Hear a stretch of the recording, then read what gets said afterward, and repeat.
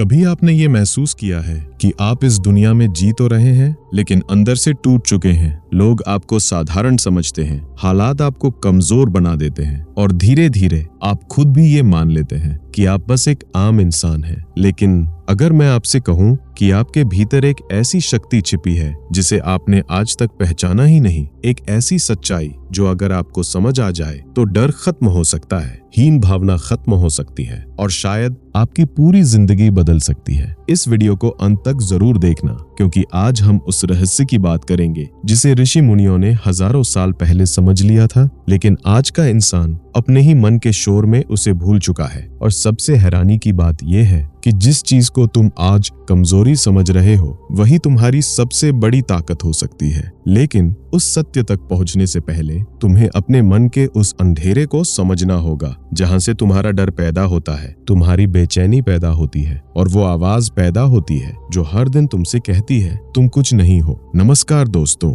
मैं हूं विनय और आज हम बात करेंगे तुम राजा हो, बस ये जान लो कि उस गहरे सत्य की जिसे समझ लेने के बाद इंसान दुनिया को नहीं खुद को जीतना शुरू कर देता है। दोस्तों, दुनिया का सबसे बड़ा दुख गरीबी नहीं है, अकेलापन नहीं है, हार नहीं है, सबसे बड़ा दुख है अपनी असली पहचान भूल जाना। बुद्ध कहते थे कि इंसान बाहर की दुनिया में इसलिए भटकता रहता है क्योंकि उसने खुद के भीतर झांकना छोड़ दिया है। आज का इंसान हर दिन दूसरों से अपनी तुलना करता है, किसी की नौकरी देखकर दुखी, किसी की सफलता देखकर परेशान, किसी के रिश्ते देखकर अकेला। धीरे धीरे वो अपनी कीमत भूल जाता है। साइकोलॉजी भी यही कहती है कि जब इंसान लगातार खुद को कमजोर मानता है तो उसका दिमाग उसी तरह काम करना शुरू कर देता है। यानी अगर तुम खुद को हारने वाला मान लोगे तो तुम्हारा मन, तुम्हारे फैसले, तुम्हारी ऊर्जा सब हारने वाले इंसान जैसी हो जाएगी। और यही सबसे बड़ा जाल है, क्योंकि इंसान को दुनिया नहीं हराती, उसकी अपनी सोच हराती है। भगवान कृष्ण गीता में समझाते हैं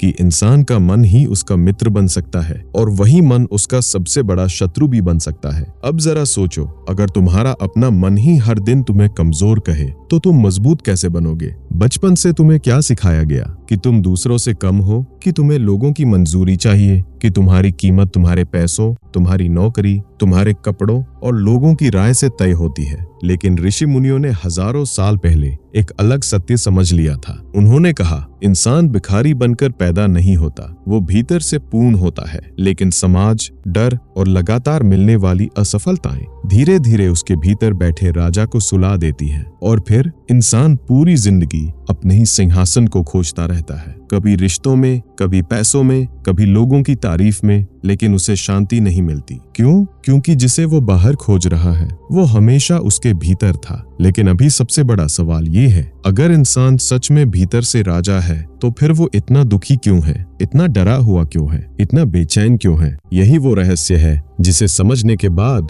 तुम खुद को कभी कमजोर नहीं समझोगे। और अगले भाग में हम समझेंगे कि आखिर वो कौन सी मानसिक जंजीरें हैं जो इंसान को उसकी असली शक्ति से दूर कर देती हैं। क्या आपने कभी सोचा है कि इंसान के पास सब कुछ होने के बाद भी वो अंदर से खाली क्यों महसूस करता है? अच्छी नौकरी, पैसा, मोबाइल, लोगों की तारीफ, सब कुछ होने के बाद भी रात को अकेले में दिल बेचैन क्यों हो जाता है? क्यों मन बार बार डरता है? क्यों छोटी छोटी बातें इंसान को अंदर तक तोड़ देती हैं? दोस्तों, इसका कारण बाहर की दुनिया नहीं है, असल कारण है मन की वो जंजीरें जो दिखाई नहीं देती लेकिन इंसान को जिंदगी भर कैद करके रखती हैं। बुद्ध कहते थे कि इंसान का सबसे बड़ा कारागार उसका अपना मन है। और सबसे दुखद बात यह है कि ज्यादातर लोगों को ये पता ही नहीं चलता कि वो कैद में जी रहे हैं। बचपन से धीरे धीरे हमारे मन में डर उन पर भरा जाता है। लोग क्या कहेंगे अगर मैं असफल हो गया तो? अगर लोग मुझे पसंद न करे तो? अगर मैं दूसरों जितना सफल न बन पाया तो?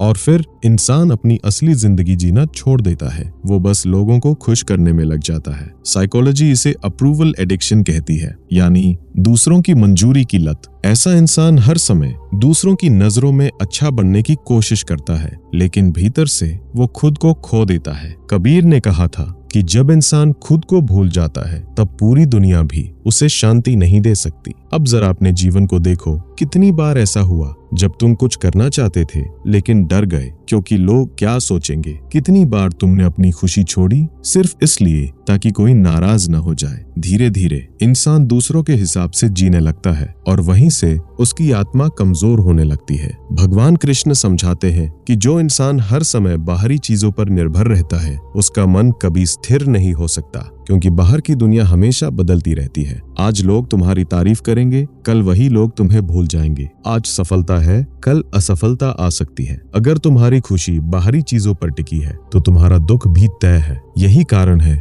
कि आज का इंसान हर समय चिंता में जी रहा है। सोशल मीडिया ने इस समस्या को और बढ़ा दिया है। लोग दूसरों की नकली खुशियां देखकर अपने जीवन को बेकार समझने लगते हैं। लेकिन सच क्या है? सच ये है कि ज्यादातर लोग अंदर से उतने ही टूटे हुए हैं जितना तुम हो। बस फर्क इतना है कि कुछ लोग मुस्कुराने का अभिनय अच्छे से कर लेते हैं। स्वामी विवेकानंद कहते थे कि इंसान की सबसे बड़ी शक्ति उसका आत्मविश्वास नहीं बल्कि उसकी आत्मा से जुड़ाव है, क्योंकि जब इंसान भीतर से मजबूत हो जाता है तो दुनिया की कोई बात उसे तोड़ नहीं सकती। लेकिन आज इंसान ने अपनी सारी शक्ति बाहरी चीजों को दे दी है। अगर कोई तारीफ कर दे तो खुशी, अगर कोई आलोचना कर दे तो दुख दूसरों के हाथ में है। और जब तक ऐसा रहेगा तुम कभी राजा महसूस नहीं कर सकते। राजा वो नहीं जिसके पास बहुत पैसा हो, राजा वो है जिसका मन उसके नियंत्रण में हो। चाणक्य कहते थे कि जिसने अपने मन को जीत लिया उसे दुनिया की कोई शक्ति हरा नहीं सकती। लेकिन सवाल ये है, अगर मन ही हमारी कैद है तो उससे बाहर कैसे निकला जाए? कैसे इंसान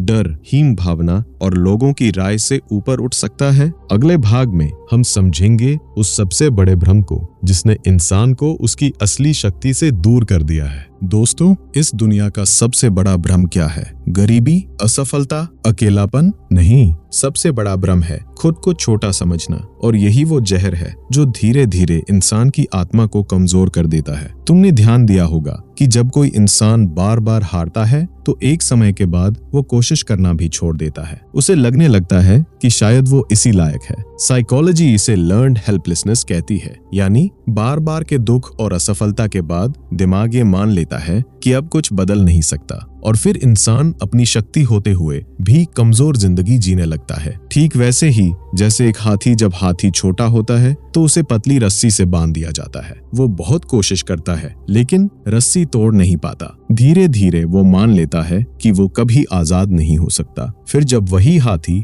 विशाल और शक्तिशाली बन जाता है तब भी वो उसी पतली रस्सी से बंधा रहता है। क्यों? क्योंकि उसके शरीर को नहीं, उसके मन को कैद कर दिया गया है। और दोस्तों, यही आज इंसान के साथ हो रहा है। तुम्हारे भीतर शक्ति है लेकिन तुमने खुद को कमजोर मान लिया। तुम्हारे भीतर साहस है लेकिन तुमने डर को सच मान लिया। तुम्हारे भीतर राजा बैठा है लेकिन तुमने खुद को भिखारी समझ लिया। बुद्ध कहते थे कि इंसान जैसा सोचता है वैसा ही बनता चला जाता है। अगर तुम हर दिन खुद से कहोगे कि मैं कमजोर हूँ तो तुम्हारा मन, तुम्हारा शरीर, तुम्हारे फैसले सब उसी दिशा में चलने लगेंगे। लेकिन अगर इंसान अपनी असली शक्ति को पहचान ले तो उसका पूरा जीवन बदल सकता है। अब जरा सोचो, शेर कभी जंगल में घूमकर ये साबित नहीं करता कि वो राजा है। उसे पता होता है कि उसकी शक्ति भीतर है। लेकिन इंसान हर समय दूसरों से मान्यता मांगता रहता है। क्यों? क्योंकि उसने खुद को पहचानना छोड़ दिया है। भगवान कृष्ण समझाते हैं कि इंसान का असली स्वरूप उसका शरीर नहीं है, उसकी असली शक्ति उसके भीतर की चेतना है। लेकिन आज इंसान ने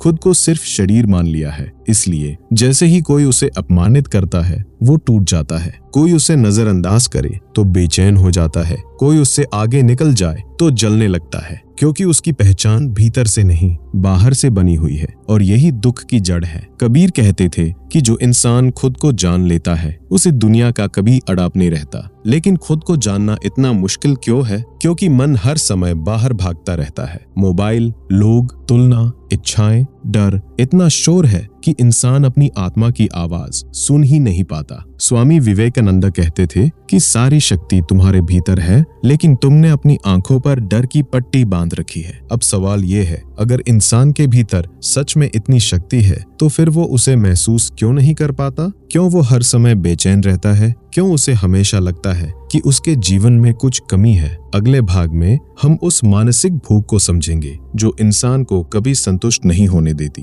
क्या आपने कभी महसूस किया है कि इंसान जो चीज पाना चाहता है उसे पाने के बाद भी ज्यादा समय तक खुश नहीं रह पाता? नई नौकरी मिली, कुछ दिन खुशी, नया मोबाइल लिया, कुछ दिन उत्साह, किसी ने तारीफ कर दी, थोड़ी देर अच्छा लगा, लेकिन फिर वही खालीपन लौट आता है। आखिर ऐसा क्यों होता है दोस्तों? क्योंकि मन की भूख कभी खत्म नहीं होती और यही इंसान की सबसे बड़ी बेचैनी है। बुद्ध कहते थे कि इच्छा ही दुख का कारण है। अब इसका मतलब ये नहीं कि इंसान सपने देखना छोड़ दे, मतलब सिर्फ इतना है कि जब इंसान अपनी खुशी को इच्छाओं से बांध देता है तब उसका मन कभी शांत नहीं हो सकता। आज का इंसान हर समय कुछ पाने की दौड़ में है, लेकिन उसने कभी ये नहीं सोचा कि वो भाग क्यों रहा है, क्यों उसे हमेशा लगता है कि अभी कुछ कमी है। साइकोलॉजी कहती है कि इंसान का दिमाग नई चीजों का जल्दी आदी हो जाता है। इसे हेडोनिक एडेप्टेशन कहा जाता है, यानी जो चीज आज बहुत खुशी देती है कुछ समय बाद वो सामान्य लगने लगती है, फिर मन नई चीज चाहता है और यही चक्र पूरी जिंदगी चलता रहता है। इंसान सोचता है बस थोड़ा और पैसा, बस थोड़ी और सफलता, बस थोड़ा और सम्मान, फिर मैं खुश हो जाऊंगा, लेकिन वो थोड़ा और कभी खत्म नहीं होता और धीरे धीरे इंसान जीना भूल जाता है। वो सिर्फ भागता रहता है। कबीर ने कहा था कि प्यासा इंसान समुद्र का पानी पीकर भी शांत नहीं हो सकता, क्योंकि समस्या बाहर की नहीं भीतर की है। अब जरा अपने जीवन को देखो, कितनी चीजें थीं जिन्हें पाने के लिए तुम बेचैन थे और जब वो मिल गई तो कुछ समय बाद मन फिर खाली हो गया। क्यों? क्योंकि आत्मा को वो चीजें कभी संतुष्ट नहीं कर सकती जो सिर्फ शरीर और अहंकार को खुश करती है। भगवान कृष्ण समझाते हैं कि जो इंसान बाहरी सुखों में शांति खोजता है उसका मन हमेशा भटकता रहेगा, क्योंकि बाहरी चीजें क्षणिक हैं, आज हैं कल नहीं होंगी। लेकिन इंसान भूल जाता है कि उसकी असली शक्ति भीतर की स्थिरता में है। राजा वो नहीं जिसके पास सब कुछ हो, राजा वो है जो बिना किसी चीज के भी भीतर से शांत हो। अब सोचो, अगर किसी इंसान की खुशी दूसरों की राय पर टिकी हो तो वो कभी स्वतंत्र कैसे हो सकता है? अगर उसकी शांति पैसों पर टिकी हो तो डर हमेशा रहेगा। अगर उसका आत्मविश्वास दूसरों की तारीफ पर टिका हो तो आलोचना उसे तोड़ देगी। यही कारण है कि आज लोग बाहर से मुस्कुराते हैं लेकिन भीतर से टूटे हुए हैं। स्वामी विवेकानंद कहते थे कि जिस दिन इंसान अपने भीतर आनंद खोज लेता है उस दिन दुनिया की कोई चीज उसे गुलाम नहीं बना सकती। लेकिन आधुनिक दुनिया तुम्हें हर दिन ये महसूस कराती है कि तुम अधूरे हो ताकि तुम लगातार भागते रहो। और दुख की बात यह है कि इंसान इस दौड़ को ही जिंदगी समझ बैठा है। लेकिन अगर ये सब भ्रम है तो असली शांति कहाँ है? अगर खुशी बाहर नहीं तो फिर कहाँ है? अगले भाग में हम समझेंगे कि क्यों इंसान अपने ही विचारों का गुलाम बन जाता है और कैसे उसका मन उसे उसकी असली शक्ति से दूर रखता है। दोस्तों, अगर ध्यान से देखा जाए तो इंसान की सबसे बड़ी लड़ाई दुनिया से नहीं अपने ही मन से है, क्योंकि बाहर की आवाजों से ज्यादा अंदर की आवाज इंसान को तोड़ती है। वही आवाज जो हर समय कहती रहती है तुम नहीं कर पाओगे, तुम दूसरों जितने अच्छे नहीं हो, तुम्हारी किस्मत खराब है। धीरे धीरे इंसान इन आवाजों को सच मान लेता है और फिर वो अपने ही विचारों का कैदी बन जाता है। साइकोलॉजी कहती है कि इंसान का दिमाग हर दिन हजारों विचार पैदा करता है, लेकिन दुख की बात यह है कि ज्यादातर विचार डर और चिंता से भरे होते हैं, क्योंकि दिमाग का काम है खतरे को ढूंढना। यही कारण है कि इंसान छोटी छोटी बातों को लेकर भी डर जाता है। भविष्य का डर, असफलता का डर, लोगों के खोने का डर, अकेले रह जाने का डर और सबसे बड़ा डर खुद को खो देने का डर। बुद्ध कहते थे कि अनियंत्रित मन जंगली घोड़े की तरह होता है, अगर उसे साधा न जाए तो वो इंसान को दुख की तरफ ले जाता है। अब जरा सोचो, कितनी बार ऐसा हुआ जब कोई बुरी घटना हुई ही नहीं लेकिन तुम्हारा मन पहले ही डर गया। कितनी रातें सिर्फ सोचते सोचते निकल गईं, यानी तुम्हें जिंदगी ने नहीं थकाया, तुम्हारे विचारों ने थकाया। भगवान कृष्ण समझाते हैं कि जो इंसान अपने मन को नियंत्रित नहीं कर पाता उसके लिए मन सबसे बड़ा शत्रु बन जाता है। और यही आज ज्यादातर लोगों के साथ हो रहा है। उनका मन हर समय या तो अतीत में रहता है या भविष्य में। अतीत का पछतावा, भविष्य की चिंता, लेकिन वर्तमान में इंसान जीता ही नहीं। इसीलिए इतनी सुविधाएं होने के बाद भी मन शांत नहीं है, क्योंकि शांति बाहर की चीज नहीं, एक मानसिक अवस्था है। कबीर कहते थे कि मन ही स्वर्ग बनाता है और मन ही नरक। अगर मन शांत है तो छोटी सी झोपड़ी में भी आनंद है। लेकिन अगर मन अशांत है तो महल में भी बेचैनी रहेगी। अब सवाल ये है, मन इतना भटकता क्यों है? क्योंकि इंसान ने कभी उसे समझने की कोशिश ही नहीं की। बचपन से हमें सिखाया गया दुनिया को जीतना, लेकिन किसी ने ये नहीं सिखाया कि अपने मन को कैसे संभालना है। स्वामी विवेकानंदा कहते थे कि जिस इंसान ने अपने मन को जीत लिया उसके लिए पूरी दुनिया आसान हो जाती है, लेकिन मन को जीतना जबरदस्ती से संभव नहीं है। उसे समझना पड़ता है, ध्यान देना पड़ता है, देखना पड़ता है कि कौन से विचार तुम्हें कमजोर बना रहे हैं, कौन से डर तुम्हारी शक्ति को खा रहे हैं, और सबसे जरूरी ये समझना पड़ता है कि तुम तुम्हारे विचार नहीं हो। विचार आते हैं और चले जाते हैं, लेकिन तुम्हारे भीतर कुछ ऐसा है जो हमेशा स्थिर है, कुछ ऐसा जो हर परिस्थिति में शांत रह सकता है। और दोस्तों, यही वो जगह है जहां इंसान अपने भीतर के राजा को महसूस करना शुरू करता है। लेकिन उस अवस्था तक पहुंचने से पहले एक और बड़ा भ्रम टूटना जरूरी है। अगले भाग में हम समझेंगे कि क्यों इंसान दूसरों की नजरों में जीते जीते अपनी असली जिंदगी खो देता है। दोस्तों, इस दुनिया में ज्यादातर लोग अपनी जिंदगी नहीं जी रहे, वो सिर्फ अभिनय कर रहे हैं। किसी को मजबूत दिखना है, किसी को सफल, किसी को अमीर, किसी को हमेशा खुश, लेकिन भीतर से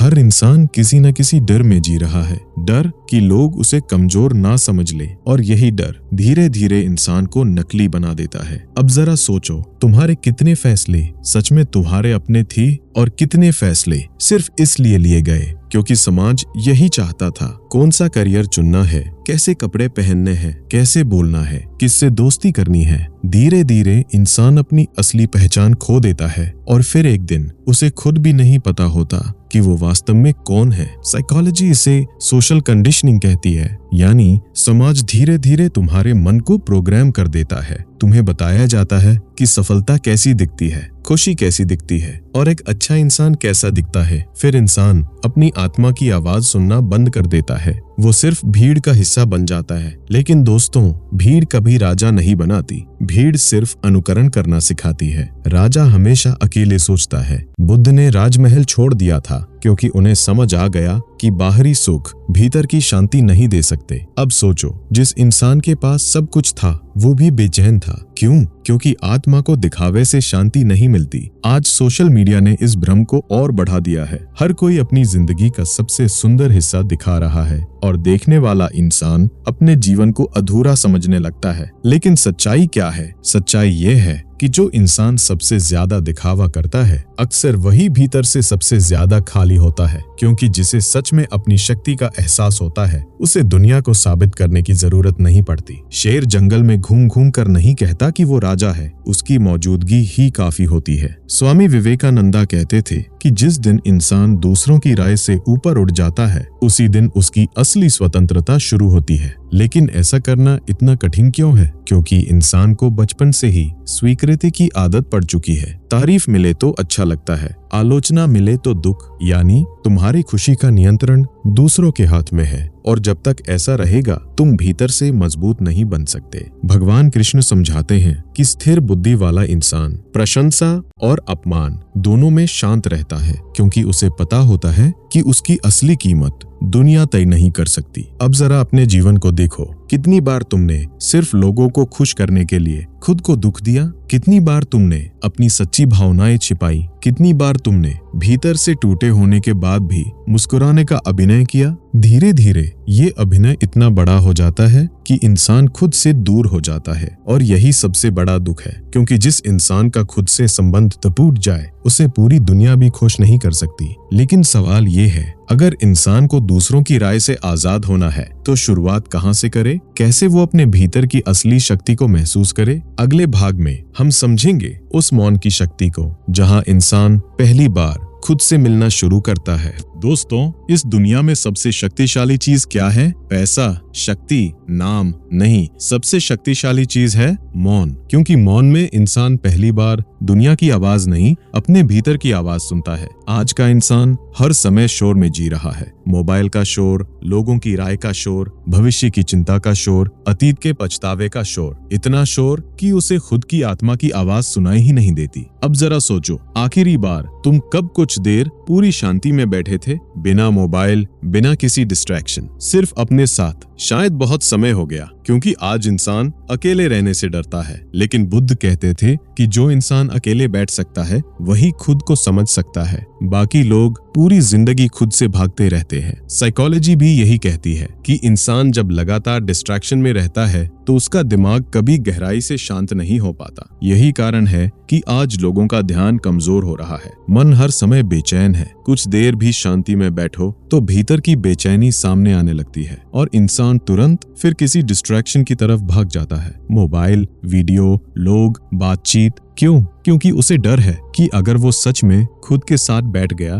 तो उसे अपनी सच्चाई दिखाई देने लगेगी। लेकिन दोस्तों, उसी सच्चाई के पीछे तुम्हारी असली शक्ति छिपी है। कबीर कहते थे कि सत्य हमेशा शांत होता है, शोर हमेशा भ्रम पैदा करता है। जब मन शांत होता है तब इंसान पहली बार देख पाता है कि उसके भीतर कितना डर छिपा हुआ था, कितनी नकली इच्छाएं थीं, कितनी बातें सिर्फ समाज ने उसके भीतर डाली थी, और धीरे धीरे उसका मन हल्का होने लगता है। स्वामी विवेकानंद कहते थे कि बाहरी दुनिया को जीतने से पहले अपने भीतर उतरना जरूरी है, क्योंकि जो इंसान खुद को समझ लेता है उसे दुनिया समझने में देर नहीं लगती। अब जरा ध्यान से समझो, राजा बनने का मतलब दूसरों पर राज करना नहीं है। असली राजा वो है जो अपने मन, अपनी भावनाओं और अपने डर पर नियंत्रण रखता है। अगर छोटी सी आलोचना तुम्हें तोड़ देती है तो तुम अभी भी गुलाम हो। अगर लोगों की राय तुम्हारा मूड बदल देती है तो तुम अभी भी गुलाम हो। अगर अकेले बैठना तुम्हें बेचैन करता है तो तुम अभी भी खुद से दूर हो। लेकिन जैसे जैसे इंसान मौन में उतरता है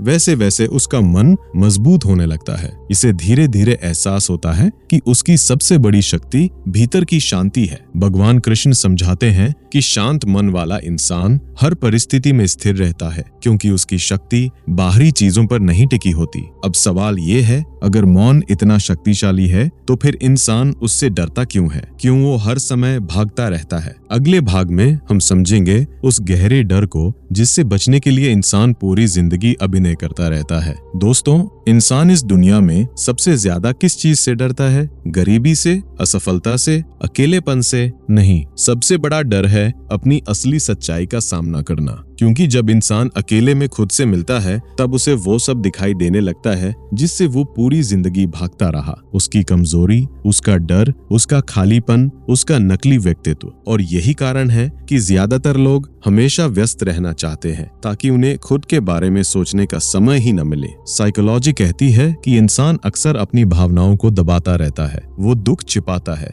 डर छिपाता है, गुस्सा छिपाता है, लेकिन दबाई हुई भावनाएं कभी खत्म नहीं होती। वो भीतर जमा होती रहती हैं और धीरे धीरे चिंता, गुस्सा, बेचैनी और मानसिक थकान में बदल जाती हैं। यही कारण है कि आज इतने लोग बाहर से सामान्य दिखते हैं लेकिन भीतर से टूट चुके हैं। बुद्ध कहते थे कि जिस दर्द से तुम भागते हो वही दर्द तुम्हें बार बार पकड़ता है, लेकिन जिस दर्द को तुम समझ लेते हो वो धीरे धीरे खत्म होने लगता है। अब जरा सोचो, कितनी बार ऐसा हुआ जब तुमने सिर्फ इसलिए मुस्कुराने का अभिनय किया ताकि कोई तुम्हारा दर्द न देख ले? कितनी बार तुम भीतर से टूटे हुए थे लेकिन बाहर से मजबूत बने रहे? धीरे धीरे इंसान इतना अभिनय करने लगता है कि उसे खुद भी नहीं पता चलता कि उसका असली चेहरा कौन सा है। और यही सबसे खतरनाक स्थिति है, क्योंकि जब इंसान खुद से कट जाता है तो उसकी आत्मा कमजोर होने लगती है। कबीर कहते थे कि सच से भागने वाला इंसान कभी शांत नहीं रह सकता। और दोस्तों, सच हमेशा भीतर छिपा होता है,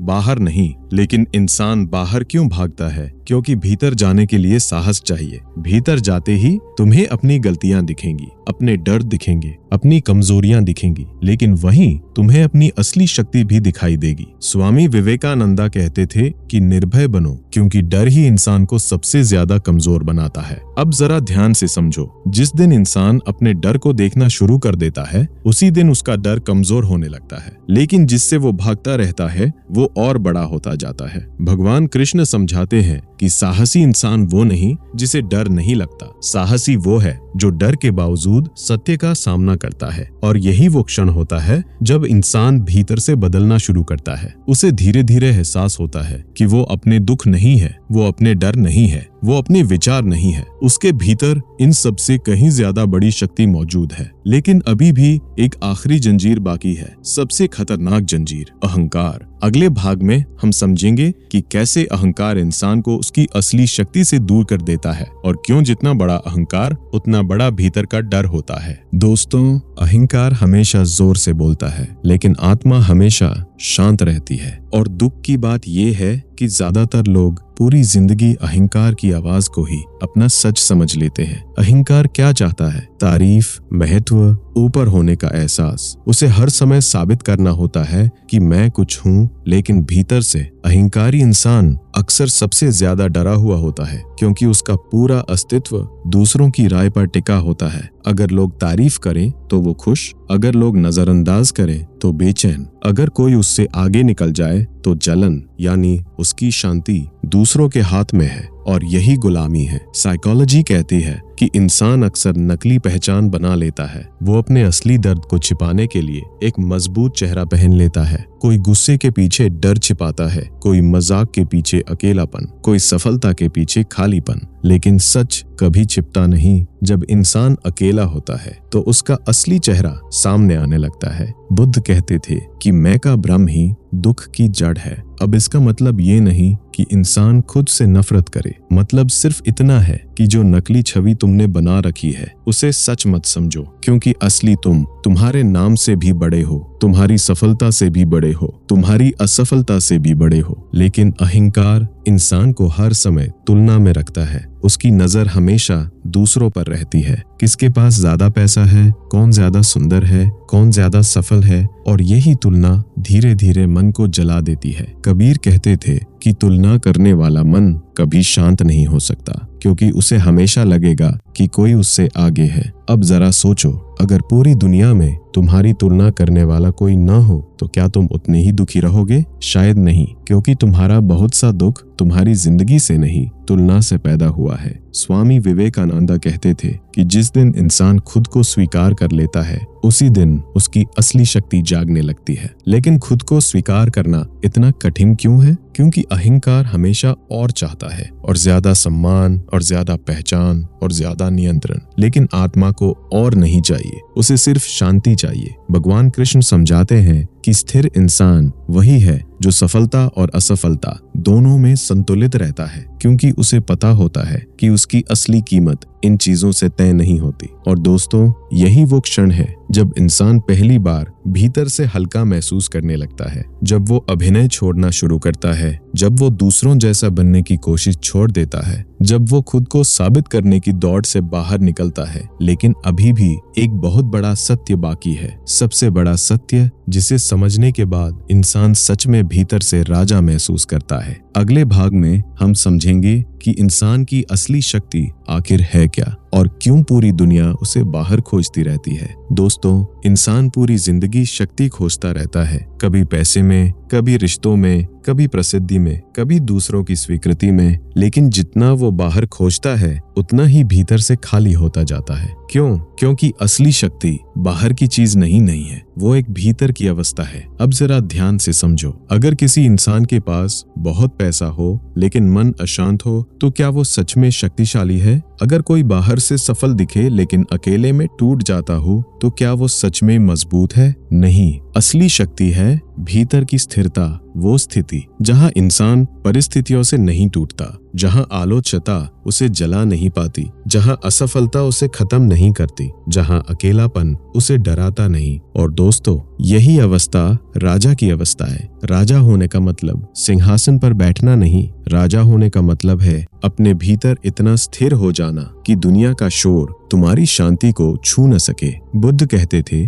कि जिसने खुद को जीत लिया उससे बड़ा विजेता कोई नहीं। लेकिन आज का इंसान पूरी दुनिया जीतना चाहता है बिना खुद को समझे, और यही कारण है कि बाहर से सफल लोग भी भीतर से बेचैन हैं। साइकोलॉजी कहती है कि इंसान का मन हमेशा नियंत्रण चाहता है। वो चाहता है कि सब कुछ उसकी इच्छा के अनुसार हो, लेकिन जीवन हमेशा बदलता रहता है। लोग बदलेंगे, परिस्थितियां बदलेंगी, शरीर बदलेगा, समय बदलेगा। अगर तुम्हारी शांति इन बदलती चीजों पर टिकी है तो डर हमेशा रहेगा। लेकिन जिस दिन इंसान अपने भीतर स्थिर होना सीख लेता है उस दिन डर कमजोर होने लगता है। स्वामी विवेकानंद कहते थे कि सारी शक्ति तुम्हारे भीतर है, तुम खुद को कमजोर मानना बंद करो। अब जरा अपने जीवन को देखो, तुमने कितनी बार खुद को कम समझा, कितनी बार दूसरों की बातों को सच मान लिया, कितनी बार अपने ही मन के सामने हार मान ली। लेकिन सच ये है कि तुम्हारे भीतर हमेशा से शक्ति थी, बस तुमने उसे बाहर खोजा।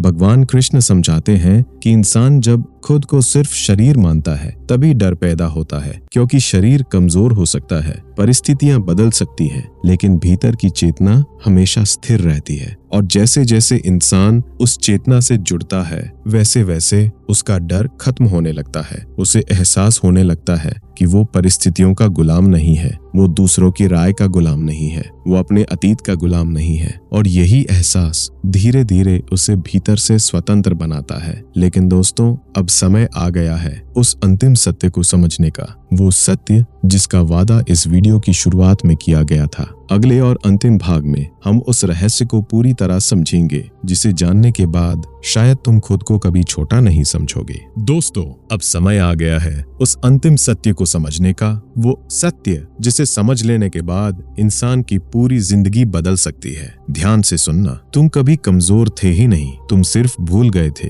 कि तुम वास्तव में कौन हो। हाँ, यही सबसे बड़ा रहस्य है। तुम्हारे भीतर हमेशा से शक्ति थी, हमेशा से शांति थी, हमेशा से साहस था, लेकिन मन के शोर, डर, तुलना और लोगों की राय ने तुम्हें तुमसे दूर कर दिया और धीरे धीरे तुमने खुद को वही मान लिया जो दुनिया तुम्हें कहती रही। लेकिन दोस्तों, दुनिया तुम्हारी पहचान तय नहीं कर सकती, क्योंकि तुम्हारी असली पहचान तुम्हारे भीतर है। भगवान कृष्ण समझाते हैं कि इंसान का असली स्वरूप बाहरी परिस्थितियों से परे है, यानी तुम्हारी असफलताएं तुम नहीं हो, तुम्हारा डर तुम नहीं हो, तुम्हारा अतीत तुम नहीं हो। ये सब सिर्फ अनुभव है जो आए और चले जाएंगे, लेकिन तुम्हारे भीतर कुछ ऐसा है जो हमेशा स्थिर है, जो हर दुख के बाद भी बचा रहता है, जो हर टूटने के बाद भी पूरी तरह खत्म नहीं होता, और वही तुम्हारी असली शक्ति है। अब शायद तुम्हें समझ आने लगा होगा कि ऋषि मुनि इंसान को राजा क्यों कहते थे, क्योंकि असली राजा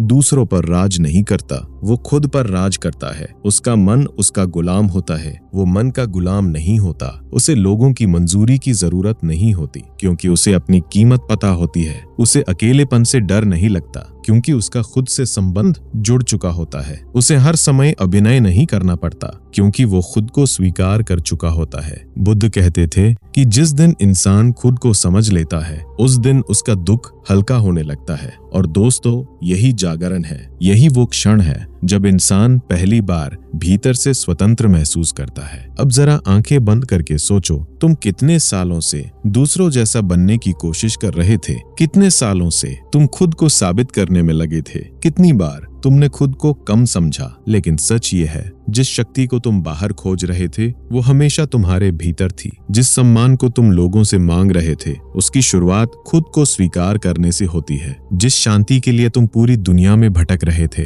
वो तुम्हारे अपने भीतर इंतजार कर रही थी। बस मन का शोर इतना ज्यादा था कि तुम अपनी आत्मा की आवाज सुन ही नहीं पा रहे थे। स्वामी विवेकानंद कहते थे, उठो, जागो और तब तक मत रुको जब तक अपने भीतर की शक्ति को पहचान ना लो। और शायद आज पहली बार तुम्हें एहसास हुआ होगा कि तुम साधारण नहीं हो, तुम टूटे हुए नहीं हो, तुम कमजोर नहीं हो, तुम्हारे भीतर एक राजा बैठा है, बस अब उसे जगाना है। अगर इस वीडियो ने तुम्हारे मन को छुआ हो तो एक वादा खुद से जरूर करना कि आज के बाद तुम खुद को कभी छोटा नहीं समझोगे, क्योंकि जिस दिन इंसान अपनी असली कीमत पहचान लेता है उसी दिन उसकी नई जिंदगी शुरू होती है।